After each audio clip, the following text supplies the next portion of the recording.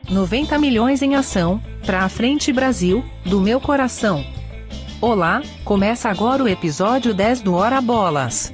No episódio de hoje vamos falar da seleção de 70. Toca a vinheta, Filó.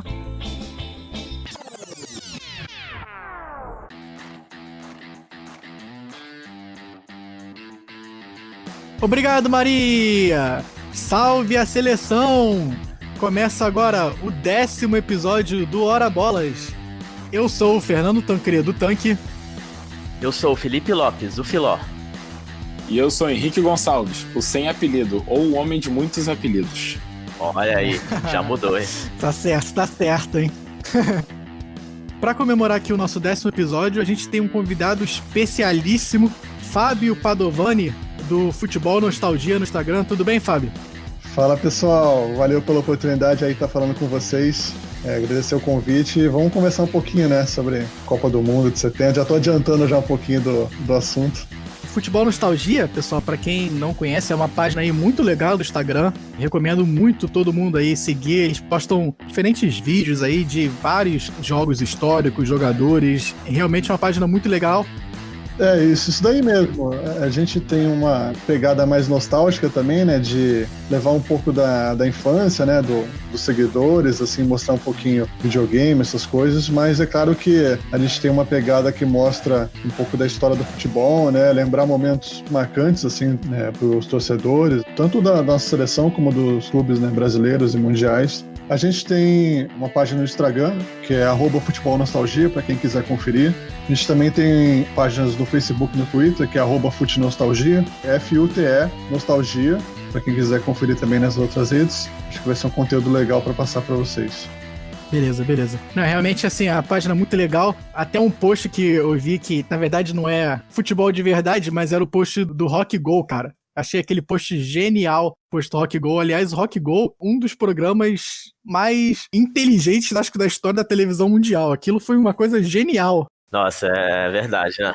Deixou saudade bastante aí. E nunca fizeram outro igual. A MTV tinha que voltar com isso, né? Acho que é uma das grandes lembranças, assim, pô, e era muito bom, né? Assim, você pensar que reunia os grandes astros da nossa música e juntava em times aleatórios, e aí você acabava descobrindo uns músicos que você nem dava nada e o cara jogava muita bola, né? E os próprios narradores criavam personagens, né? Quem não lembra do Claston? Foi uma época boa, né? Acho que foi uma coisa legal de lembrar, assim. Um torneio de futebol em que o Supla é o craque, vale a pena acompanhar, só por isso. Com certeza. E tem lances incríveis tanto pra bem como pra mal, né?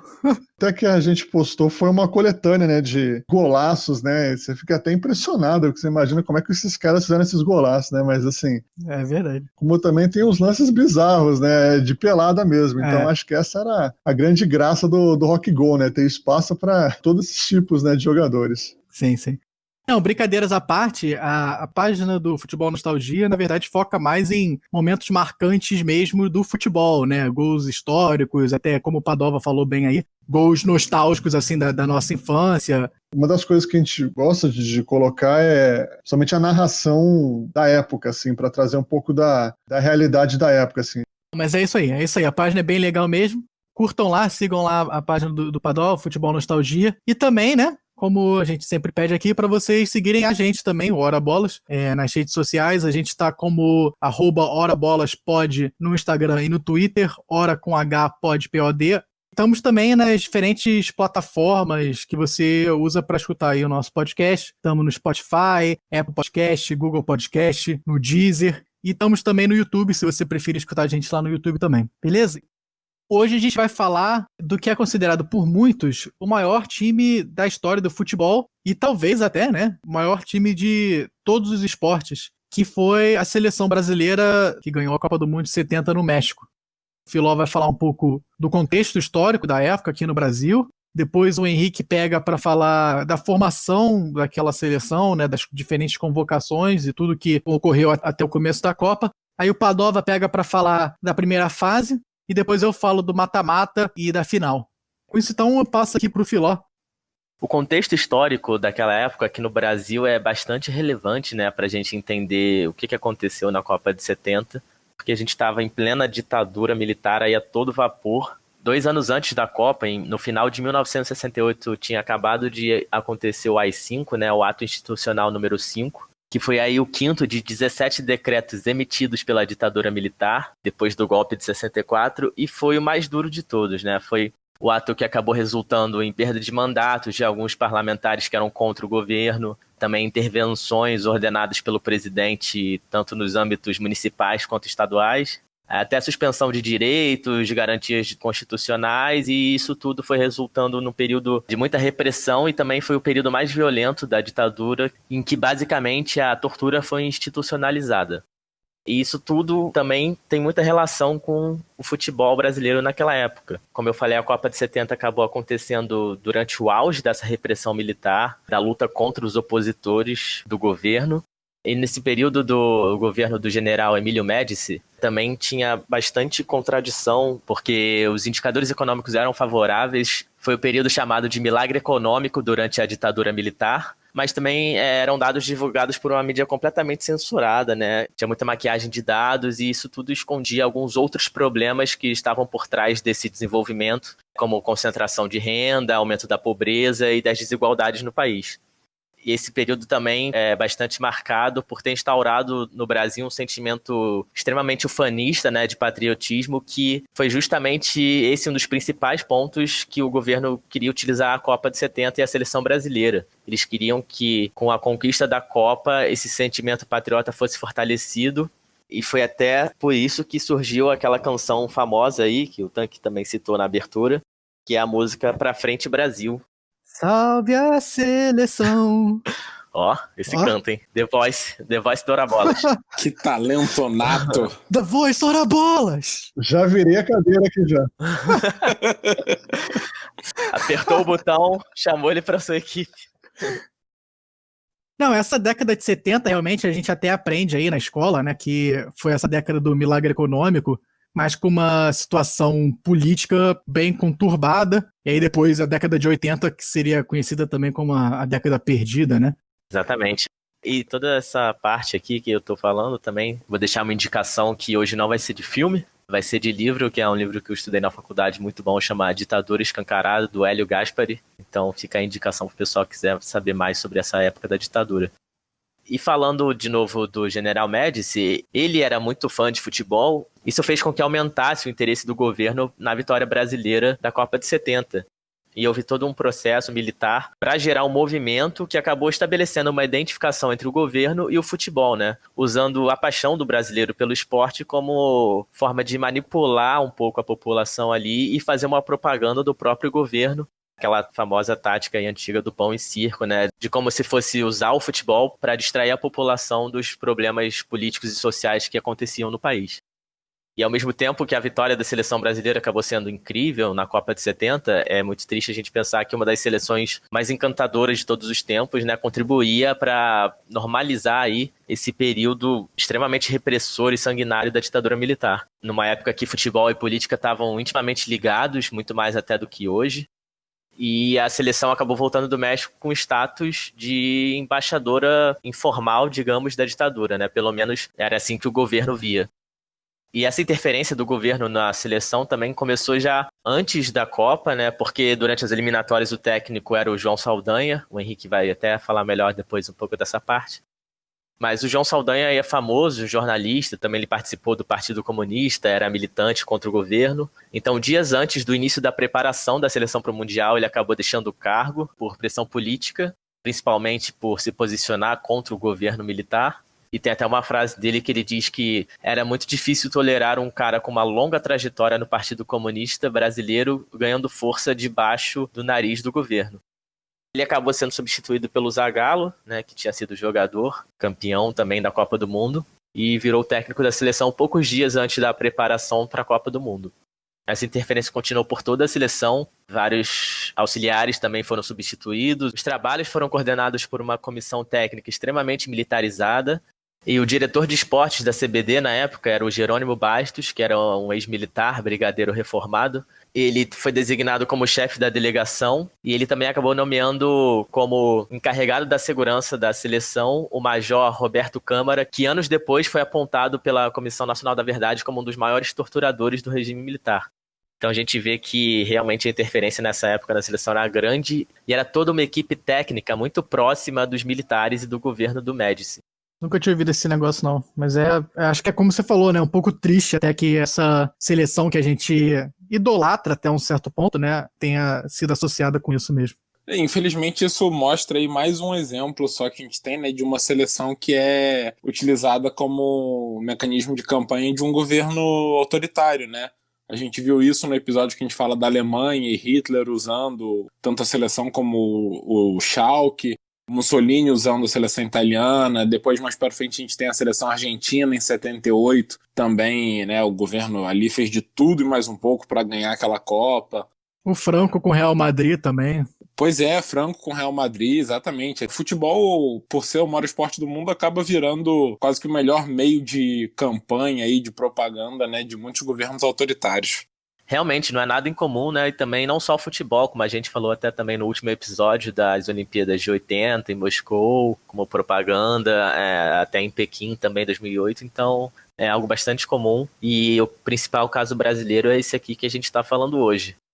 E como o Tanque falou, realmente é uma seleção idolatrada e com motivo, claro, né? Pelo futebol que apresentou, pelo lado esportivo. Mas fica essa questão da política, também como os jogadores acabaram entrando nesse esquema. É até uma polêmica isso, né? Vou trazer essa discussão aqui, fazer uma pergunta para o nosso convidado. Porque muitos jogadores foram taxados, né, como se tivessem apoiado a ditadura.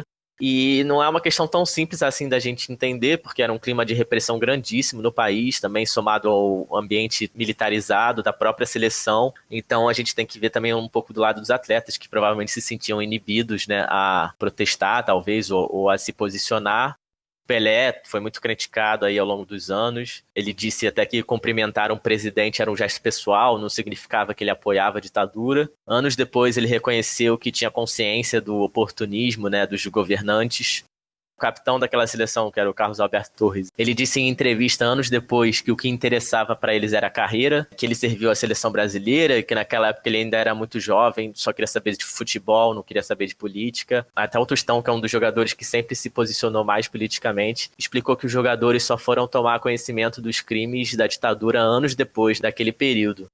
Na verdade, é muito do que vocês comentaram, né? Assim, a gente tem exemplos de outras seleções ao longo de outras Copas, né? Que você tem uma influência política, né? Não tem como, né? Acho que as duas coisas acabam sendo ligadas, né? A gente tem, né, uma grande lembrança dessa seleção por todo o futebol que ela jogou, né? Pelos craques que ela continha.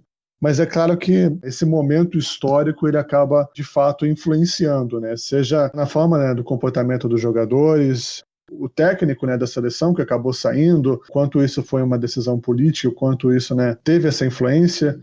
Eu acho que é muito difícil a gente cobrar dos jogadores que eles tenham esse posicionamento político, assim. Eu acho que até por isso a gente tem que valorizar as pessoas que decidem arriscar a carreira e tudo por ter um posicionamento político. A gente falou um pouco disso no episódio 4, né, quando a gente fala da briga por igualdade racial. Porque é muito difícil o jogador sacrificar a carreira dele, especialmente uma oportunidade dessa. O cara tá indo ali para disputar uma Copa do Mundo pela seleção brasileira. O Tostão, por exemplo, não teve outra oportunidade de fazer isso depois, entendeu? Eu acho que é muito difícil a gente cobrar isso. Se você parar para pensar, assim, foi uma grande Copa das despedidas, né, na verdade. Boa parte do elenco da seleção acabou não continuando, assim, por diversos motivos. Você mesmo falou agora do Tostão, que aposentou, tinha um problema no olho. O próprio Pelé, que se aposentou da seleção também após essa Copa, né, em 71. Fica difícil mesmo você pensar um jogador que queira perder essa oportunidade, né, de disputar uma Copa tão única para o Brasil, né, que representava tanto para o Brasil, a última Copa do Pelé, poder fazer parte disso e trazer o tricampeonato do Brasil, então era uma pressão, uma responsabilidade muito grande. Aproveitando esse tópico aí para falar do elenco, né? Uma coisa que me chama muita atenção e que o Padova mencionou como foi a última Copa de muitos, é que eu sempre pensei nessa seleção como uma seleção madura, já de 30 anos, 30 e pouquinhos, porque é o que você pensa, porque realmente foi a última Copa, foi o fim de uma era. E, na verdade, o Pelé, com 29 anos, era um dos mais velhos ali. O Carlos Alberto Torres tinha 26 anos, o Jairzinho 25, o Tostão 23, Rivelino 24... Clodoaldo, volante, 20. era uma seleção muito nova, na verdade, e que, por vários fatores extra, né, como o Parov falou, lesões, o Tostão com problema de visão que ele sempre teve, acabou parando por ali. Mas falando então aqui da formação dessa seleção, naquela época tinha uma característica na seleção brasileira que a seleção não tinha um técnico fixo. Eles chamavam um técnico para específicas competições. Então, depois de 66, a seleção fica sem técnico um tempo, depois do fracasso de 66, que foi uma das piores Copas da história da seleção brasileira. E aí, eles vão chamando o Aimoré Moreira, que era o técnico do bicampeonato em 62, para uns torneios amistosos, coisa aqui e ali. E aí, em 69, quando vai começar as eliminatórias, eles chamam o João Saldanha, que desde o início é uma escolha bem, quase que confusa, porque o João Avelange, que era o presidente da CBD na época, chamou o Saldanha, que era um comentarista, até para tentar ganhar um pouco da influência com a imprensa, né, desse ter mais contato aí com a mídia, não ter tantas críticas, mas o João Saldanha era um comunista de carteirinha, né, era filiado ao Partido Comunista, como o Filó falou. Então, assim, é uma escolha que é difícil de você entender naquele momento, né, de ditadura, pós-AI-5. Dá para ver o quanto isso vai ser conturbado, né? Foi uma escolha realmente bem estranha, e até na época que você falou do João Avelange, que era o presidente da CBD, ele também aproveitou esse momento, com a saída do João Saldanha. Uma semana depois da demissão dele, foi regulamentada no Brasil a loteria esportiva.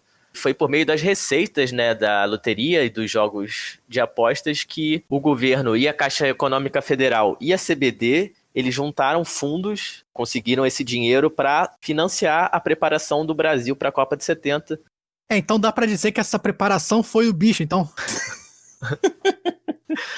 Meu Deus. O bicho, não sei se estava regulamentado, não. A gente com isso descobre que o bicho não é regulamentado no Brasil. Formalmente não, né? Mas na prática, estamos aí todo sábado. Não é regulamentado não, pô? Não sabia, não. Inclusive, para quem não sabe, deu zebra vem do jogo do bicho, né? Ora, bolas também é informação, porque no jogo do bicho não tem zebra. Então, para dar zebra tem que ser bastante improvável.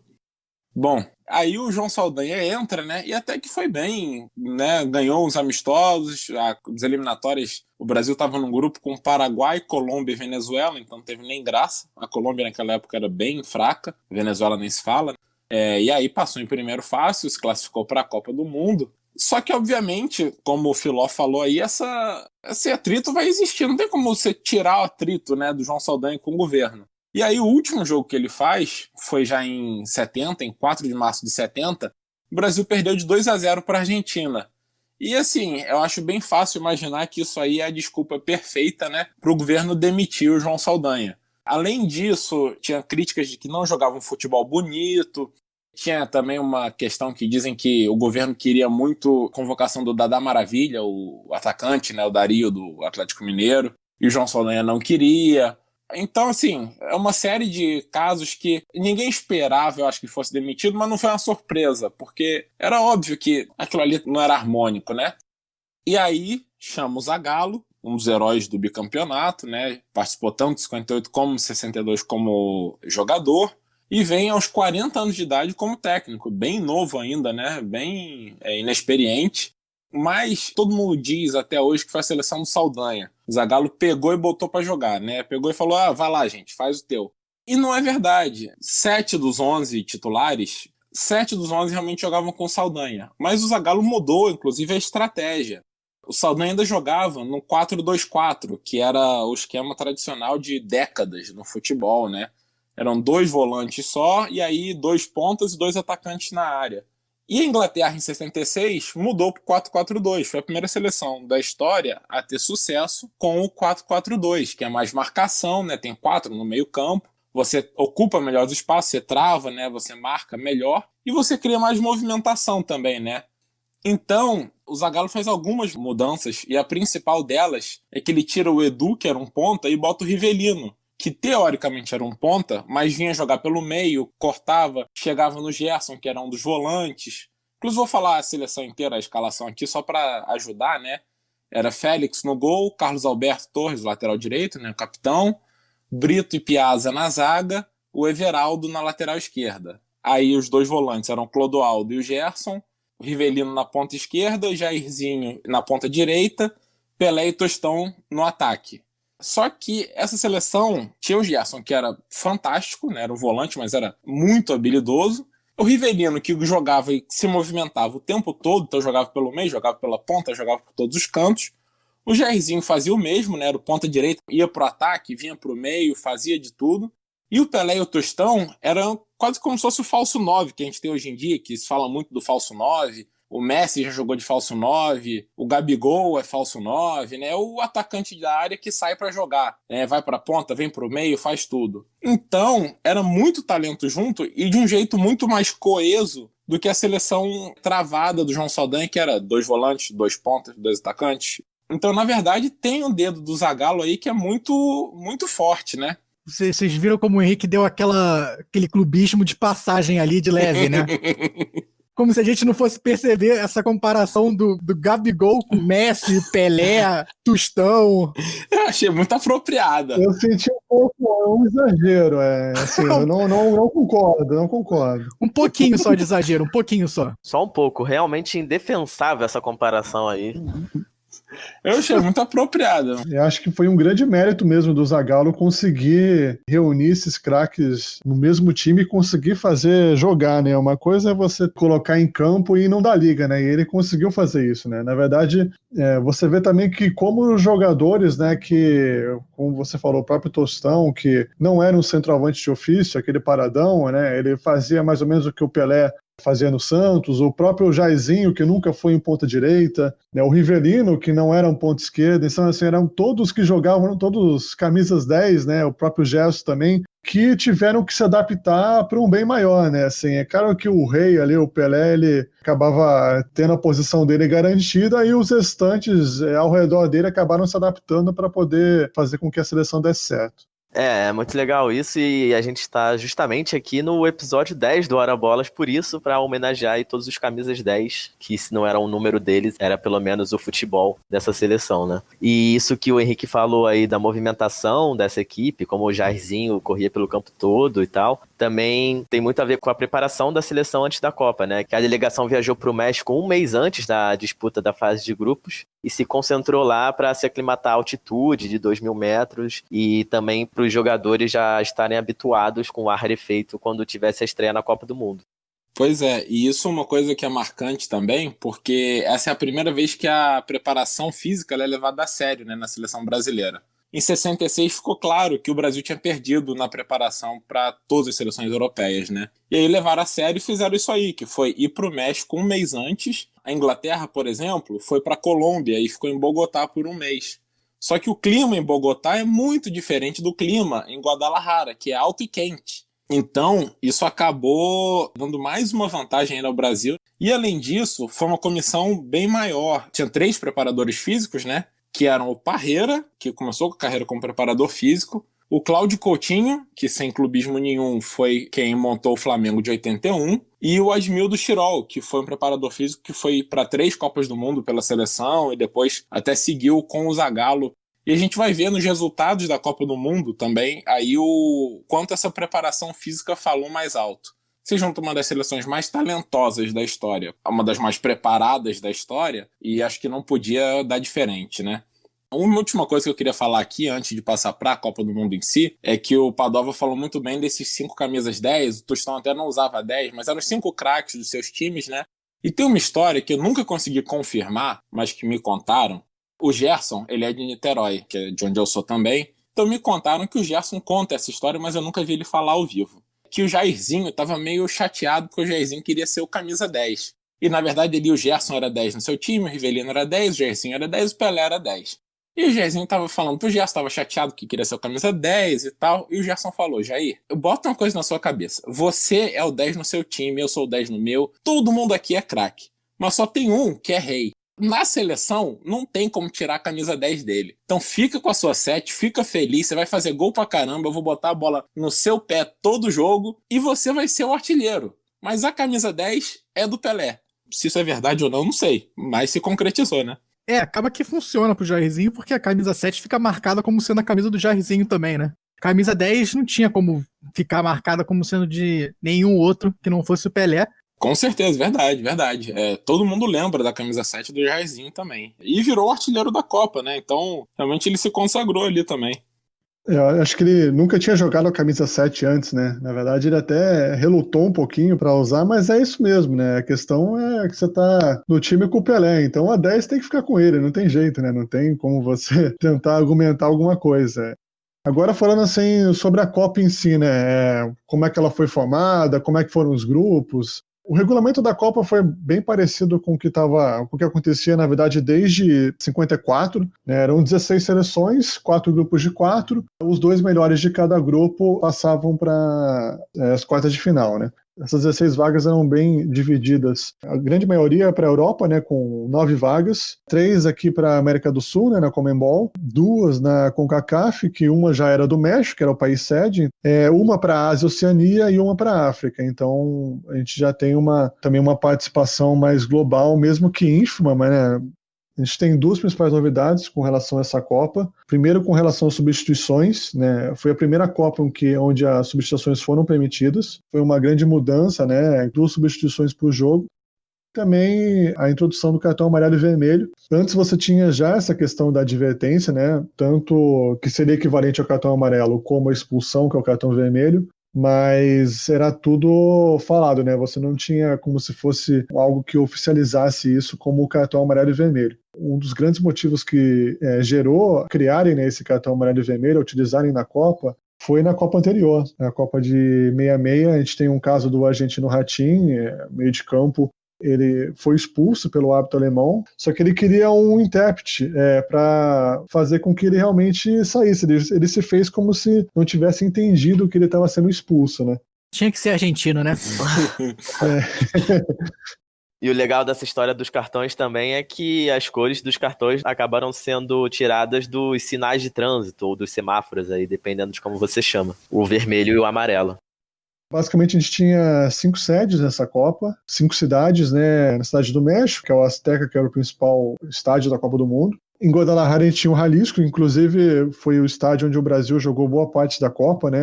Toda a primeira fase, inclusive até a semifinal da Copa, o Brasil acabou jogando nesse estádio. E a gente tinha outros 3 estádios, né, não tão conhecidos, lá em León, Puebla e Toluca.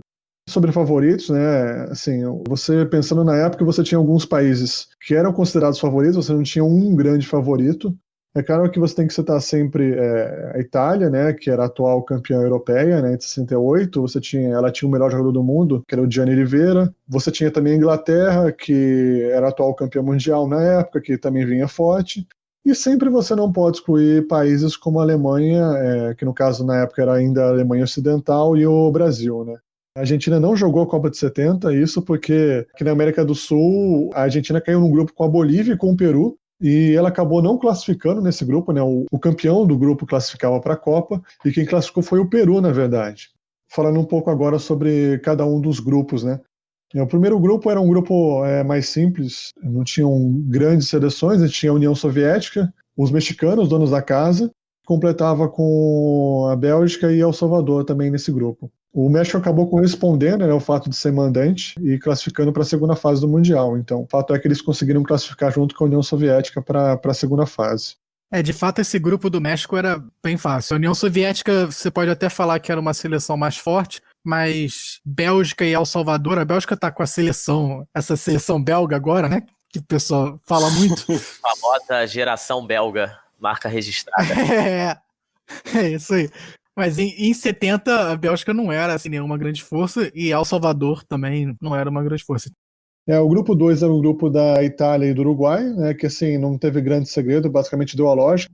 Itália e Uruguai classificaram num grupo onde já tinha também Suécia e Israel complementando, né.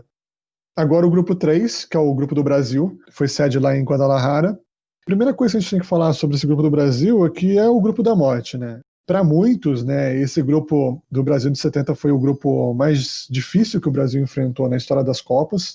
Esse grupo de 70 ele reunia o Brasil e 3 europeus, a Tchecoslováquia, a Inglaterra e a Romênia, né.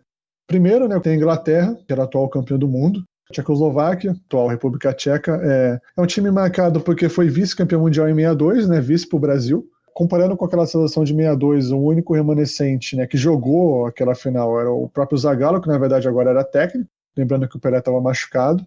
E a gente tinha também a Romênia. A Romênia ela sempre foi uma escola muito técnica, né, de muita qualidade. Assim, eu tenho uma lembrança muito forte da Romênia da década de 90.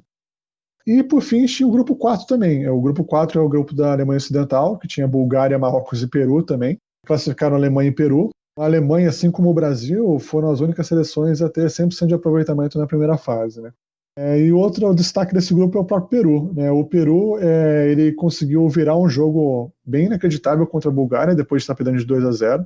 Lembrando que o Peru era comandado pelo Didi, né? O Didi, o melhor jogador de 58, um grande jogador da seleção brasileira. Ele era técnico do Peru na época. Até a Copa de 70, né, foi a primeira vez que a Ásia e a África tiveram classificação direta, né, para a fase final da Copa. Por isso até a participação do Marrocos e de Israel. Sim, sim. Embora ainda tenha o domínio europeu, né, são 9 dos 16, mas já é bem mais global. 9 dos 15, já que o México é o país sede, né? Sim, com certeza. Agora pensando assim nos jogos em si, né, da primeira fase. O Brasil ele estreou no dia 3 de junho contra a Tchecoslováquia. Assim, se você analisar o placar, que terminou 4-1, a gente pode pensar num jogo fácil, né? Uma goleada, mas na verdade o jogo ele não começou muito bem assim, né? O Brasil acabou resolvendo no segundo tempo. O time da Tchecoslováquia era muito agressivo, né? Foi um jogo difícil, você tinha toda a pressão por ser uma estreia de Copa do Mundo, né? O Brasil veio a campo, né, com aquela escalação que o Henrique comentou, que é Félix no gol, a zaga com Carlos Alberto, Brito, Piazzi e Everaldo, no meio de campo Clodoaldo e Gerson. Mais na frente, né, você tem aquela linha de 3 com Jairzinho, Pelé e Rivelino, ou mesmo o Pelé jogando lá na frente com o Tostão, né? Então era um 4-2-3-1, jogando com a bola, e um 4-4-2 sem a bola. A gente tem muita imagem do Brasil no futebol vistoso, né, de futebol muito técnico, né, com muitos craques, mas de fato não era uma seleção que priorizava muito a posse de bola, era uma seleção muito objetiva, né, muito mais vertical. E nesse jogo foi muito decisivo até os lançamentos do próprio Gerson, com as suas bolas longas. Foi um ponto forte da seleção e acabou surpreendendo a Tchecoslováquia. E eu sempre me pergunto se isso é o que acabava causando com que a seleção também levasse muitos gols. Só que quando você pesa na balança, obviamente compensa a quantidade de gols que fazia. Seleção extremamente prolífica, né, em gols, né, fez uma média de 3 por jogo na Copa, né. Só que levou também muito mais gols do que você imagina de uma seleção campeã. E muito também do que o Padova falou aí, das características dessa seleção, a gente vê bastante hoje em dia, né, nos times europeus, nos principais times do mundo. Essa objetividade, muito do que se quer no futebol atual já estava aí nessa seleção. Até essa questão do 4-2-3-1 atacando, virar 4-4-2 defendendo, também a gente vê que está bastante até hoje em dia rolando por aí. Muita gente diz que o Jairzinho reinventou aquela posição do ponta de lança, né? Hoje também tá muito na moda você ter muito time joga com esse 4-2-3-1 e bota 2 jogadores lá na frente, sendo quase um 4-3-3. E o Jairzinho fazia isso, foi talvez o primeiro a desempenhar essa função aí. E só para fazer uma outra observação aqui, esse jogo com a Tchecoslováquia foi o jogo que o Pelé tenta fazer o gol do meio de campo, né? Aquela bola que sai do ladinho da trave, foi nesse jogo aí com a Tchecoslováquia. Era um jogo que o Brasil conseguiu reverter, apesar de sair atrás do placar. Durante o próprio primeiro tempo, acontece esse lance, né, do Pelé, que é o gol que ele não fez, que é esse chute no meio de campo. Ele vê o goleiro Vitor um pouco adiantado, então ele tenta surpreender, e infelizmente a bola não acabou entrando. A gente vê a dimensão do Pelé, né, que mesmo em lances que ele não consegue fazer o gol, como esse lance acaba sendo marcado pro resto da história, né? É bem interessante mesmo, e você até falou aí que ele infelizmente não fez o gol, mas eu acho que felizmente não fez o gol, porque ficou realmente marcado, e só um jogador do nível do Pelé consegue ficar marcado por um gol que não fez, porque todos os outros ficam marcados pelos gols que fizeram, né? Exatamente. Foi até bom que não tenha entrada, né, nesse sentido, né, acabou marcando muito também por isso, né, pela genialidade dele, por estar à frente do seu tempo realmente, né. Até os jornais da época diziam, né, que das 70 mil pessoas que estavam no estádio, só o Pelé tinha visto o goleiro adiantado, né. E no segundo tempo a gente já vê foi onde o Brasil conseguiu realmente jogar e desempenhar um bom futebol. Muito disso foi o papel do Gerson, né. Os 2 primeiros gols do Brasil no segundo tempo foram lançamentos do Gerson, lançamentos longos. Para quem não viu os gols aí, ou não lembra deles, a gente vai colocar aqui no Twitter o link para um vídeo no YouTube, né? Todos os gols do Brasil da Copa de 70. Porque, assim, os 2 lançamentos do Gerson são espetaculares. É absurdo o que ele faz, né? É imperdível, são imperdíveis os gols que essa seleção faz. Então, depois desse primeiro jogo, o Brasil foi mais confiante para o segundo, que foi, digamos, a final antecipada, né? Que é o jogo contra a Inglaterra, atual campeã, e o Brasil acabou vencendo por 1-0, né? Foi uma partida muito difícil, né? O próprio Pelé, quando ele perguntado, ele fala desse jogo que não foi o melhor do Brasil na Copa, né? Que ele acha que foi a final, mas foi o mais difícil, né? Ele até comenta que a gente teve um pouquinho de sorte. Nesse jogo também teve um grande lance que é lembrado para sempre na história das Copas, que foi a famosa cabeçada do Pelé e a defesa do Gordon Banks. A defesa acabou sendo a mais marcada assim, na história das Copas. Aos 15 minutos do segundo tempo tem a jogada do gol brasileiro, né? O Tostão ele faz uma jogada individual incrível, né? Ele até dribla o Bobby Moore, faz o cruzamento e o Pelé faz aquele passe genial pro Jairzinho para ele finalizar, né? Então foi um gol bem marcante, assim, para mim um dos mais bonitos também daquela Copa, por toda a jogada. Esse gol do Jairzinho nesse jogo é incrível mesmo, porque o domínio que o Pelé faz é um cruzamento que vem do Tostão da esquerda, e o Pelé tem uma dificuldade para dominar a bola que é uma coisa de louco. Bota no chão com uma dificuldade, e aí depois dá de bandeja pro Jairzinho fazer o gol também. Parece até eu tocando bola. Parece que a bola veio rolando assim, calma pro Pelé e não tinha ninguém em volta dele, né? Pega a bola e só rola pro Jairzinho, como se não tivesse ninguém em volta. É impressionante a capacidade dele de pensar mais à frente, né? Acho que é por isso que o Pelé era tão à frente do seu tempo, né? Foi importante ter um cara desse no elenco para poder, mesmo num jogo difícil, né, que tinha tudo pro Brasil mesmo empatar ou até perder, né? O Brasil acabou saindo vitorioso, né? Para finalizar, teve o terceiro jogo do Brasil na primeira fase, que foi contra a Romênia. O Brasil venceu por 3-2. A gente pode observar, em termos de atitude brasileira, um Brasil melhor, uma evolução no futebol brasileiro. Era um jogo para ser mais tranquilo, mas o fato é que o Brasil se classificou com o primeiro do grupo, juntamente com a Inglaterra, né? E os dois se classificaram para as quartas de final da competição. Com isso então a gente passa para falar da fase de mata-mata. A primeira quarta de final foi União Soviética e Uruguai. Esse jogo aí, os relatos são que foi um jogo bem travado, não teve muita coisa, o jogo acabou 0-0 no tempo normal, e aí o Uruguai vai fazer 1-0 no finalzinho, faltando 3 minutos para acabar o segundo tempo da prorrogação. Aliás, só para deixar aqui uma outra sugestão de vídeo, né? O filme oficial da Copa de 70 é bem legal, você consegue ver os gols de todos os jogos, então fica aí uma dica também. A gente vai deixar uma thread lá no Twitter com os vídeos que a gente citar aqui no episódio, aí fica mais fácil pro pessoal acompanhar. Então sigam lá no @horabolaspod no Twitter. Isso aí. O Uruguai então avança para a semifinal para pegar o vencedor de Brasil e Peru, a segunda quarta de final. O Brasil sai na frente com um golaço do Rivelino, chutando de fora da área, assim, da quina da área, a bola bate na trave e entra. E esse é o jogo que talvez tenha sido aí o melhor jogo do Tostão na Copa de 70. O Tostão faz o segundo gol com a ajuda do Montinho artilheiro. Aí o Peru diminui. Aí no segundo tempo o Tostão faz 3-1. E o Peru diminui com o Cubillas, acho que até hoje é o maior jogador da história do Peru, para 3-2. E no final o Jairzinho faz o quarto, 4-2 e fecha o placar. O Jairzinho, que até acho que a gente não chegou a comentar aqui, mas o Jairzinho marcou gol em todos os jogos dessa Copa, o que até hoje é um recorde que ninguém igualou, né? É o único jogador a marcar gols em todos os jogos de uma Copa do Mundo. Outros recordes da seleção brasileira, né? Além de ganhar todos os jogos, a gente teve pela primeira vez um técnico ganhando, que também já tinha sido campeão como jogador, né? Que é no caso o Zagallo. Mas recentemente a gente teve isso acontecendo também com o Beckenbauer, o próprio Deschamps, né, na França. Isso aí. Então a primeira semifinal está definida, que era Brasil e Uruguai. Continuando nas quartas de final, o próximo jogo foi Itália e México. O torcedor mexicano estava muito empolgado com a campanha do México, mas a Itália na fase de grupos, em 3 jogos, ela marcou apenas 1 gol. E o México não tinha tomado nenhum. E aí o México sai na frente. Então, quando o México abre esse 1-0 aí, realmente dá esperança para a torcida mexicana. Mas depois a Itália acaba dominando, vira o jogo para 4-1 com 2 gols do Riva, que teve uma Copa aí bem memorável também. A última quarta de final é talvez a mais interessante aqui, porque foi a reedição da final de 66. Alemanha e Inglaterra, aquela final bem controversa, com aquela bola que entrou, mas não entrou. Aliás, até os uniformes, os dois times estavam usando exatamente o mesmo uniforme que usaram em 66, com a Inglaterra jogando de vermelho e a Alemanha jogando de branco. A Inglaterra sai na frente, na verdade abre 2-0 até no começo do segundo tempo.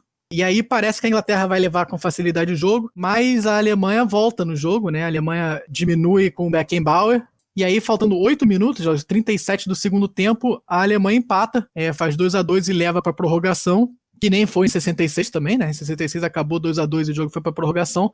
Só que dessa vez a Alemanha acaba levando a melhor. O lendário Gerd Müller faz aí o terceiro gol da Alemanha e a Alemanha se classifica para as semifinais. E esse jogo, ele tem um detalhe aí, né, que pode ter mudado a história da Copa. O Gordon Banks, o goleiro inglês, ele se lesionou no último jogo da primeira fase. Ele não jogou nessa quarta de final. A gente foi se perguntando, será que o Gordon Banks teria levado a virada, né, do 2-0? Podia ter mudado muita coisa depois disso, né, se a Inglaterra passa. Passando para as semifinais, a primeira semifinal foi Brasil-Uruguai, ainda em Guadalajara, né? O Uruguai sai na frente num gol um pouco estranho, do Cubilha, que até eu vejo como falha do Félix, eu acho que era uma bola defensável. E aí é um jogo complicado, o Uruguai catimba, né, como é comum, né? E o Brasil vai empatar no finalzinho do primeiro tempo com um improvável gol do Clodoaldo. Só lembrar que isso aí, em 70, né, era 20 anos depois do Maracanaço, de 50, que era de longe o maior trauma da história da seleção, né? Então, assim, tinha um medo bem grande nesse jogo contra o Uruguai, né? Sem dúvida.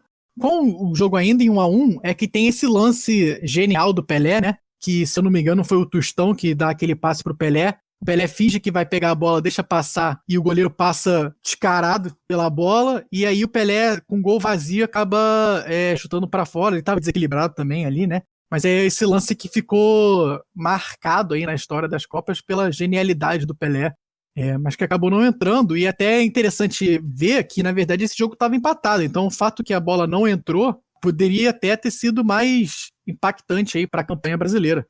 Esse drible, né, esse tipo de lance a gente vê bastante atualmente no futebol. O Neymar, por exemplo, faz muito, mas naquela época realmente não era tão comum. Então, daí também a genialidade toda do Pelé, né, que estava muito à frente do seu tempo. Mas aí depois disso acaba que o Brasil consegue fazer o segundo gol. Um gol bem bonito até, com uma jogada coletiva bem bonita. O Jairzinho começa a jogada no campo de defesa ainda. Toca pro Pelé, que dá um toque de levinho assim pro Tostão. Tostão estica de novo pro Jairzinho. E aí o Jairzinho tira do zagueiro, e aí no 1 contra o goleiro ele acaba fazendo o segundo gol. E ainda tem um terceiro gol, também outro belíssimo gol dessa seleção, que o Pelé rola pro Rivelino chutar de fora da área e fechar o placar. Isso mostra também o quanto as pessoas tinham medo do Pelé, né? Ele pega a bola e o cara já fica com medo, você vê quantas vezes ele espera e rola pra alguém que vem livre. Parece que esquecem do mundo quando o Pelé tá com a bola, né? Em vários gols dessa Copa, você vê que na verdade o Pelé domina a bola e ninguém aperta, né? Porque os caras têm medo de ser driblado. Os jogadores acabam dando um espaço pro Pelé e aí o Pelé usa isso pra dar assistências, né? E esse foi o jogo também que ficou marcado pela cotovelada, né, que o Pelé deu no uruguaio. Então aí fica pra vocês julgarem se ele deveria ou não ser expulso, talvez. O Pelé era pra ser expulso, é a grande tô brincando. Mas aí tem um detalhe, né? Foi a malandragem do Pelé, né? Porque ele ia levar um carrinho por trás, né? Entrada dura, ele viu o uruguaio vindo e deixou o cotovelo, né? Então, na regra do Henrique aí, quando é argentino e uruguaio é sujeira, e quando é o brasileiro é malandragem. Justamente. O Henrique não é uma pessoa clubista, né? Acho que a gente já percebeu isso aqui através dos episódios. Fato é que nenhum jogador acabou sendo expulso, né? Foi uma Copa sem cartão vermelho. O Pelé já estava aí nesse ponto, já tinha 2 Copas que ele estava apanhando, aí chegou uma hora que ele revidou, né? O Brasil com isso se classifica para a final, e a outra semifinal é considerada por muitos até como aí o jogo mais incrível da história das Copas, que foi Itália e Alemanha. A Itália sai na frente e aí tenta segurar esse 1-0 até o final do jogo e vai conseguindo. Aliás, tem um lance já no finalzinho do jogo, que o Beckenbauer sai numa arrancada assim, ele acaba sofrendo uma falta na entrada da área. Na hora que ele cai, ele desloca o ombro. Como a Alemanha já tinha feito as 2 substituições, o Beckenbauer não consegue sair e acaba jogando o resto do jogo com o braço enfaixado, com o ombro deslocado. E a Alemanha empata no último minuto de jogo. E aí na prorrogação, foi realmente um festival de gols. A Alemanha faz 2-1 logo aos 4 minutos da prorrogação. A Itália empata 2-2 logo depois. Aí vira para 3-2. No segundo tempo da prorrogação, a Alemanha empata de novo em 3-3. E aí, 1 minuto depois, a Itália faz o 4-3. Até os relatos da época dizem que esse 4º gol da Itália, muita gente estava assistindo na televisão, não conseguiu ver porque ainda estava passando replay do 3º gol da Alemanha. E aí a Itália vai ali na saída de bola e faz o quarto gol, e o jogo acaba 4-3 para a Itália, num jogo espetacular aí. Tem outra história legal aí dessa prorrogação maluca, que é até uma curiosidade, né? Uma história, virou já até um mito lá no México, que é que durante essa prorrogação, 23 presos fugiram de uma cadeia mexicana porque os guardas estavam tão vidrados ali no jogo, na televisão, que ficaram desatentos, né? E aí o pessoal aproveitou para dar aquela fugidinha e não voltar nunca mais. Acho perdoável. Mas aí eu acho que se eu tivesse fugido, eu parava pra assistir também junto com os guardas e depois continuava a fugir, porque essa prorrogação foi incrível.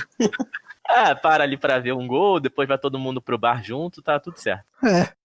Mas com isso, então, fica decidido as finais e o disputa de terceiro lugar. Disputa de terceiro lugar, como sempre, aquele jogo meio morno. A Alemanha ganha de 1-0 do Uruguai. E para falar da final, o Brasil entra na final com a escalação titular, né? Com Félix, Carlos Alberto, Brito, Piazza e Everaldo, Clodoaldo e Gerson, Jairzinho, Tostão, Pelé e Rivelino. O Brasil abre o placar aos 18 minutos naquela cabeçada incrível também do Pelé. É lateral que quem bate é o Tostão, e aí o Rivelino cruza a bola de primeira assim pro Pelé cabecear. Mas aí, depois disso, ainda no primeiro tempo, a zaga do Brasil faz uma besteiraça ali, né? E a Itália acaba empatando num gol bem confuso. O Félix tá lá fora da área, não sei o quê. Depois desse empate, o primeiro tempo acaba terminando 1-1 e o jogo fica bem preso, assim. A Itália, como é tradicional aí do futebol italiano, se defende muito bem. E aí, acho que é quando brilha a estrela do Gerson, meio que resolve essa final aí pro Brasil. O Gerson faz um golaço, um chute de fora da área, ele dribla, dá um corte seco assim no zagueiro e chuta de fora da área para fazer 2-1. E aí, 5 minutos depois, esse gol também vocês têm que assistir aí, porque é espetacular. O Gerson faz um lançamento do meio de campo na cabeça do Pelé dentro da área. É um lançamento espetacular e o Pelé ajeita pro Jairzinho, o Jairzinho se enrola com a bola, o zagueiro também, a bola acaba entrando. O Brasil faz 3-1 e ali dá uma tranquilizada no jogo. O Gerson realmente dá uma resolvida nesse jogo com um gol e com esse lançamento. Realmente. Até como o Padova bem falou, desde os primeiros jogos, né, da Copa, o Gerson fazia diferença. E se você pegar qualquer melhores momentos aí da carreira do Gerson, é impressionante a habilidade que ele tinha e a precisão dos lançamentos. Realmente, eu que sempre fui muito fã de lançamento no futebol, sou muito fã dele por causa desse tipo de lance. Eu achei que você ia falar, eu que sempre dei lançamento muito bem. Também. Meus lançamentos aí também são muito bons, inclusive ganhei o apelido de Lopirlo no futebol por causa disso. Então, fica aí. Meu Deus. Tá certo.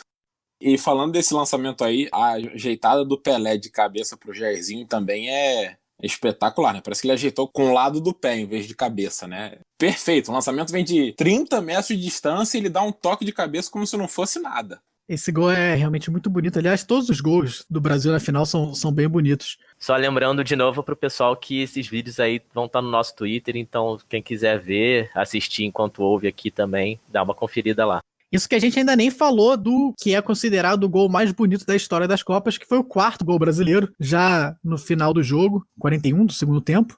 Que é aquele gol do Carlos Alberto, que é uma jogada que começa lá atrás, passa por 10 jogadores brasileiros, passa por todo mundo que jogava na linha. O Clodoaldo até dribla 3 jogadores no começo da jogada. A bola chega no Pelé e o Pelé dá aquela rolada genial, né? Pro Carlos Alberto chegar batendo e fazer o quarto gol brasileiro e aí sacramentar de vez a vitória brasileira na Copa de 70. Com isso, o Brasil ganha a sua terceira Copa e ganha definitivamente a Taça Jules Rimet, que depois acaba sendo roubada e tudo isso, né? A gente sabe a história. Mas é interessante ver aqui que as semifinais foram Brasil, Uruguai, Itália e Alemanha. A Alemanha, em 70, só tinha uma Copa, né? Mas tanto Brasil, Uruguai e Itália, todos já tinham 2. Então, assim, valia ali ficar com a Jules Rimet para sempre, né? E na final, a final entre Brasil e Itália, já estava decidido que quem ganhasse levava a Jules Rimet para casa de vez. Foi algo que pesou bastante nessa disputa, né? Então acho que isso torna também a Copa muito grande, né? Assim, nas histórias das Copas, acho que é uma Copa muito importante, porque também foi decisiva nesse sentido, né? A gente tem muitos craques, uma Copa que teve Beckenbauer, a seleção brasileira cheia de craques, enfim, uma Copa assim que marcou para sempre mesmo. A Inglaterra também, né? Sim, até hoje, né, os melhores ingleses da história consideram, né, o próprio Bob Charlton, o Bob Moore, enfim, você tem muitos craques numa Copa só, né, e disputando e jogando um futebol bem vistoso, né? Acho que isso marca muito como foi essa Copa para a história, né? Como isso representou. E para mim, assim, particularmente ela tem uma rivalidade com a seleção brasileira de 58, na melhor da história, mas acho que a de 70 acaba vencendo essa disputa, né? Muita gente considera essa seleção como a maior de todos os tempos, e isso nos leva para o nosso próximo segmento. Discussões impossíveis.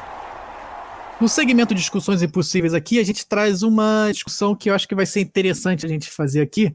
Tudo bem, essa seleção aí de 70, todo mundo considera que foi a maior de todos os tempos, tem muito craque, muito camisa 10, tudo isso, mas será que o Brasil teria ganho essa Copa sem o Pelé? Se o Pelé não tivesse participado de 70, a seleção ainda era boa o suficiente para ganhar a Copa, e se não tivesse ganhado a Copa, quem teria ganho? Queria passar essa pergunta aqui para vocês. Vai lá, Padova, nosso especialista aí na seleção. Cara, é uma pergunta difícil, assim.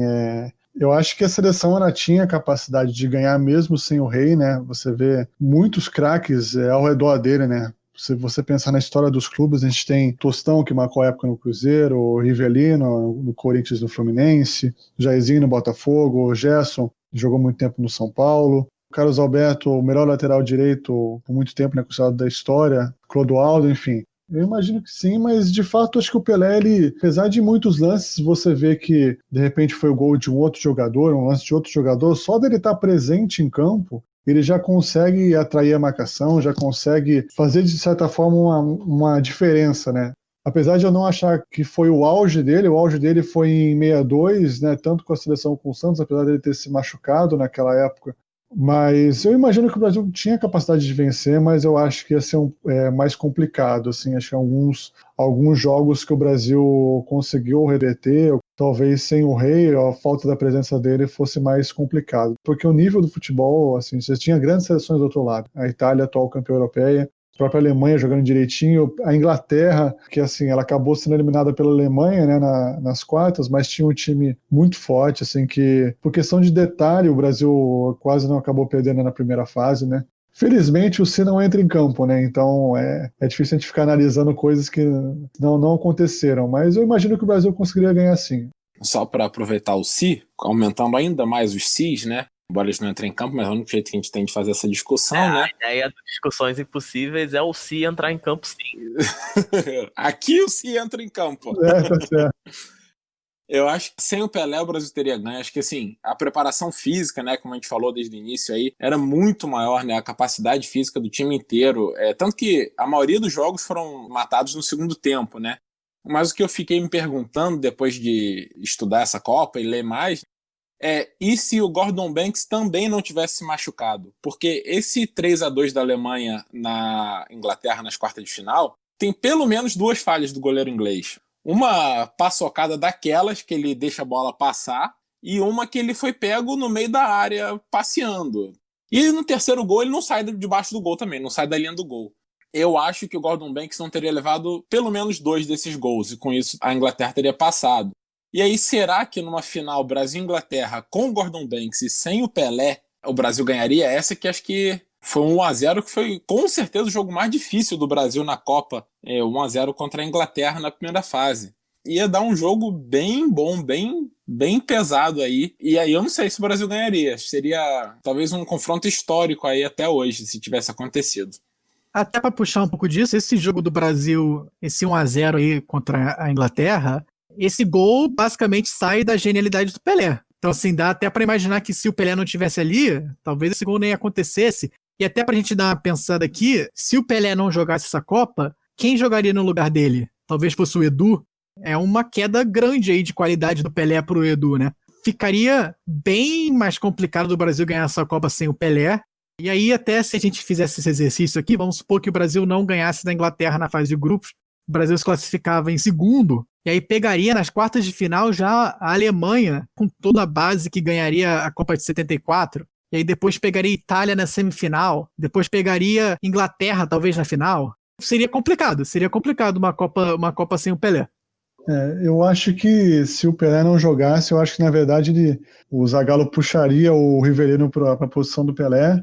e colocaria o Paulo César Caju, acho que na ponta esquerda, não sei, acho que pelas substituições, pelo menos que ele fez durante a Copa, mostrava um pouco disso. Pode ser também, o Edu seria mais uma substituição 6 por meia dúzia, né?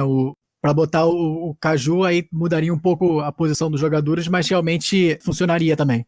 Mas realmente, assim, esse jogo contra a Inglaterra, se a gente pensar em outros resultados possíveis, poderia ter mudado a trajetória do Brasil, tornado, de fato, principalmente a segunda fase, né, a fase final da competição, muito mais complicado, né? E ainda mais sem Pelé, isso de fato poderia ter um peso, né? Sem dúvida. Falta só a opinião do Filó aí.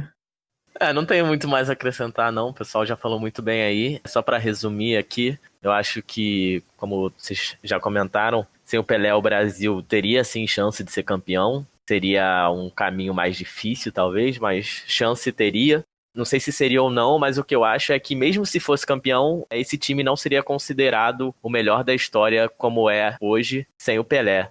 Porque o maior time de todos os tempos tem que ter o maior jogador de todos os tempos, não é verdade? Então o Brasil, mesmo se fosse campeão sem o Pelé, acho que essa seleção não ficaria tão marcada assim como a maior seleção ou o maior time da história do futebol. Sem dúvida. Acho que isso com certeza. Com isso, então, a gente fecha aqui o nosso 10º episódio, o episódio dos Camisas 10. E agradecemos de novo a participação muito especial aqui do Padova, do Fábio Padovani, lá do Futebol Nostalgia. Obrigado aí, Padova, pela participação. Nada, imagina, eu que agradeço a oportunidade de estar falando aqui com vocês. Para mim é uma honra aqui estar podendo contribuir aqui com esse podcast de vocês com um conteúdo muito legal. E estou à disposição aí para novos episódios aí. Vamos trocando ideia aí para outras oportunidades. Já fica aí o convite, porque a gente também já planeja aí mais pra frente falar de outras seleções, outros grandes times da história do futebol. Como você também citou, tem a seleção de 58, de 62, então tem muito assunto pra frente, fica aí o convite. E também segue lá, pessoal, que vale muito a pena. O Instagram também, do Futebol Nostalgia, é sensacional. No caso, eu tenho a rede social no Instagram, que é o Futebol Nostalgia. Lá é a nossa principal rede. A gente também tem um canal no Facebook e no Twitter, que é o Fute Nostalgia, FUTE Nostalgia, que também a gente tem conteúdo por lá. Mas nossa principal rede mesmo é o Instagram, onde a gente publica, né, lances marcantes, vídeos, enfim, tudo aí que você quiser conferir um pouco, né, da história do futebol mesmo. Então, beleza. Obrigado, pessoal. Obrigado, Padova. E também aqui, lembrando vocês, para além de seguir o Futebol Nostalgia, que vale muito a pena, seguir a gente também, porque eu acho que a gente também vale um pouco a pena. A gente tá como Hora Bolas Pod, Hora com H Pod, POD, tanto no Instagram como no Twitter. Estamos também aí nas diferentes plataformas que você usa para escutar o nosso podcast, Spotify, Google Podcast, Apple Podcast, Deezer, e estamos também no YouTube. Tá bom, galera? Eu agradeço aqui os meus co-apresentadores. Obrigado, Filó. Obrigado, Henrique. Valeu, galera. Obrigadão vocês dois. Obrigadão, Padova, por aparecer aqui. Sempre um prazer. E até a próxima. Tchau, pessoal. Até semana que vem. Um abraço, pessoal. Até semana que vem.